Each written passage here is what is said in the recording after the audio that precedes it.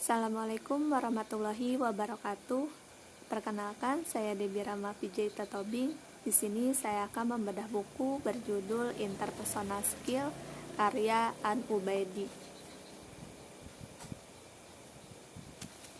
Buku ini berjumlah 158 halaman yang diterbitkan oleh penerbit Bimedia Pustaka. Secara garis besar, buku ini membahas tentang bagaimana kemampuan seseorang dalam membangun, mempertahankan, dan mengatasi konflik hubungan. Artinya, ada kaitannya dengan komunikasi maupun retorika.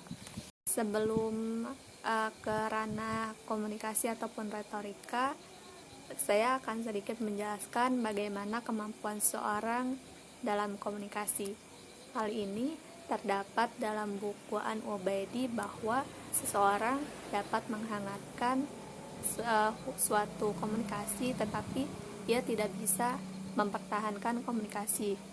Yang kedua, ia bisa mempertahankan komunikasi tetapi tidak bisa menghangatkan komunikasi. Dan yang terakhir, seseorang bisa menghangatkan sekaligus mempertahankan komunikasi. Ini yang dimaksud dengan kemampuan seorang dalam berkomunikasi. Dan manakah peran yang paling penting dalam kemampuan komunikasi seorang tersebut? Tentunya kita tahu adalah yang memiliki keduanya, mempertahankan dan menghangatkan, sehingga kita bisa berkomunikasi dengan nyaman, dengan tepat, dengan memiliki hubungan yang erat.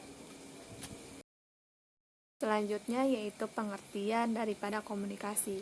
Komunikasi adalah pengiriman atau penerimaan sebuah pesan yang dapat dipahami oleh penerima maupun pengirim, sehingga terjadi timbal balik atas sebuah hubungan.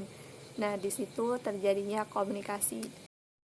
An Ubaidi juga mencantumkan dalam bukunya pendapat dari Thomas F. Mather dan Diane C. Mather tahun 1990 bahwa mereka mengklasifikasikan komunikasi ke dalam dua golongan.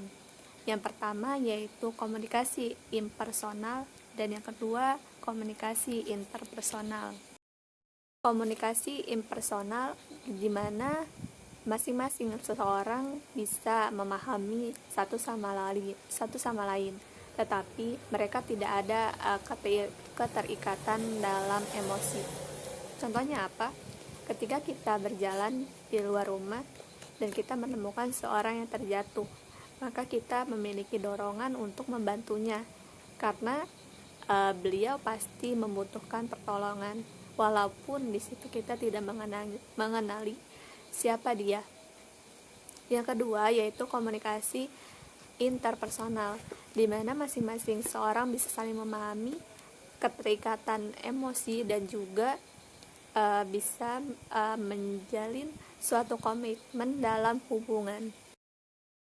Hal ini biasanya terjadi ketika seseorang yang sudah dekat atau keluarga kita sendiri, kita bisa saling memahami dan nyaman dalam berkomunikasi sehingga hubungan itu bisa terjaga dan terjalin dengan baik.